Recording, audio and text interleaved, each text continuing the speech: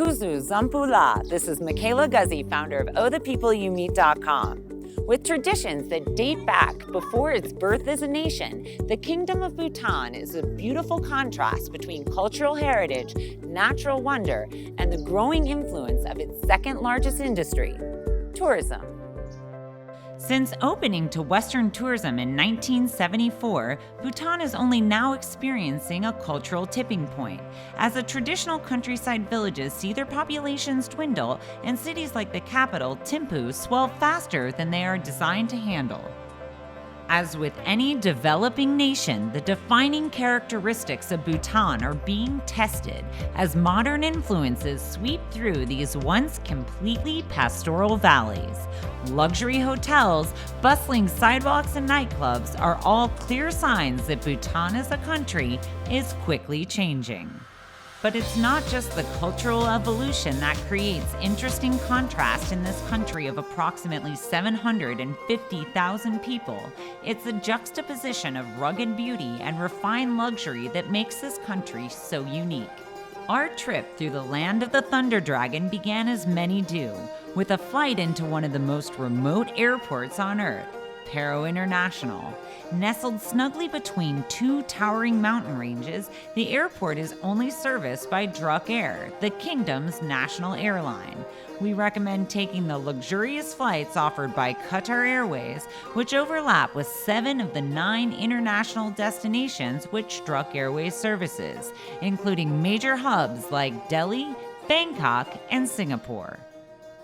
The immediate first impressions of Bhutan were the unbelievably ornate detail on the facade of almost every building we passed, as well as the prevalence and celebration of the phallus that serve as good omens for fertility, luck, and protection.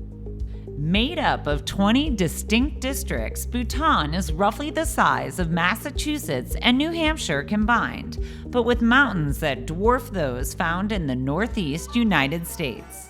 Bhutan is a land of mystery that combines centuries-old traditions like the Ora Yakchoi Festival, which we dressed in our finest kiras and goes to experience. In sharp contrast to the homemade grog called Ora we had at the festival. Wow, that's really strong. We were treated to a true Bhutanese dinner when we returned to our hotel, which featured several portions of local spicy delectables like peppers with melted cheese and yak meat. While there are plenty of delicious westernized options for food at the hotels, we wanted to try a truly authentic Bhutanese experience, which took us to a Boomthang farmhouse with 2 adorable local women who fed us excessively and then tried to get us drunk. During our drive from Boomthang to Punjaka, we got to see just how breathtaking Bhutan is, as the road through the foothills to the Himalayas had our hearts pumping before we were treated to the full glory of this quaint valley. Aside from the mountains, one of the defining features of Bhutan is that it is the only surviving all-Buddhist nation in the Himalayan region, which means there are monuments, monasteries, and temples everywhere. Because of their importance within the kingdom, the vast majority of them have unobstructed views of the surrounding valleys, which make them perfect places to meditate and sightsee. Check out the Zong and Punaka, the 108 stupas of Kamsam Valley, Namgyal Chorten, and of course, Tiger's Nest in Paro. Cultural sensitivity is one thing visitors need to pay close attention to while traveling throughout Bhutan. While many Bhutanese speak at least some English, there are local customs that must be observed, like covering your arms and legs when entering most holy sites, and no photography within the altars and temples.